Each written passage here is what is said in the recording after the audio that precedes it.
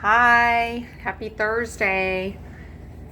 So, I'm sitting in my hotel room here in Massachusetts. I am visiting my oldest son, Bobby, and he's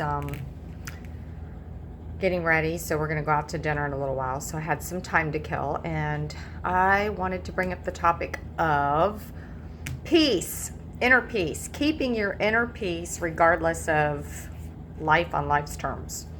Um, what would it feel like to master the art of remaining peaceful and not giving your power away to other people or circumstances, not losing your crap over other people's stuff? What would that feel like to you? I actually feel like I just had an aha moment this past week and a spiritual awakening where it just makes sense to me.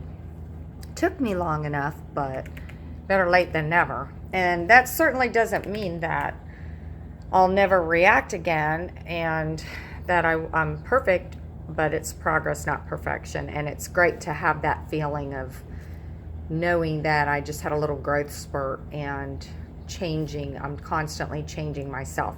We are powerless over other people, places, and things. We cannot control what other people do, say, or how others act or behave, or circumstances like traffic, bad service, things that happen to us day to day in our lives.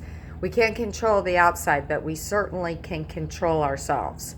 And I have to tell you, without God in the picture, good luck. I mean, if you figured out a way to maintain inner peace and be a spiritual guru without the Almighty God, I commend you.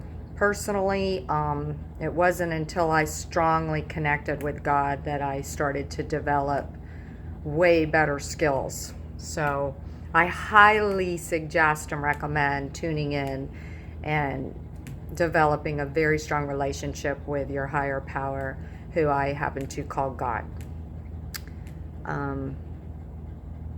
Jesus Christ definitely is my higher power. And without having that strength of that source of power, I'm stuck in myself to handle life, and on my own I can't handle it. I've tried that before and it doesn't work. So I just wanted to give you some tips on maintaining peace and during situations. And you know how sometimes there's certain people in your life that trigger you. You can just see the bait coming. You can just feel it. You've gotten so in tune with the way other people roll that you're just right there with your catcher's glove on, and you see it coming, but you don't have to catch it. You can just dodge it now. Be the teacher. So have compassion. And what I mean by that is stop needing to be right and proving yourself right. Stop reacting over somebody else's behaviors, because in the end, really, truthfully, they are obviously in far more pain than you are if they are acting in a way that is inappropriate. So have some compassion and feel some empathy and put yourself in a teacher type position to show them love rather than anger. Okay, but you have to have your inner peace and your inner core stable in order to be able to handle these things and not react. You have to be fit within yourself. And again, I'll remind you, prayer and having a good connection with God is the only way that I could possibly do that. So make sure you do your work on that end so that you can be the teacher. And sometimes people are put in our lives to teach us love, tolerance, patience, forgiveness. And sometimes we keep getting the same lessons until we change our attitude and the way that we handle these people.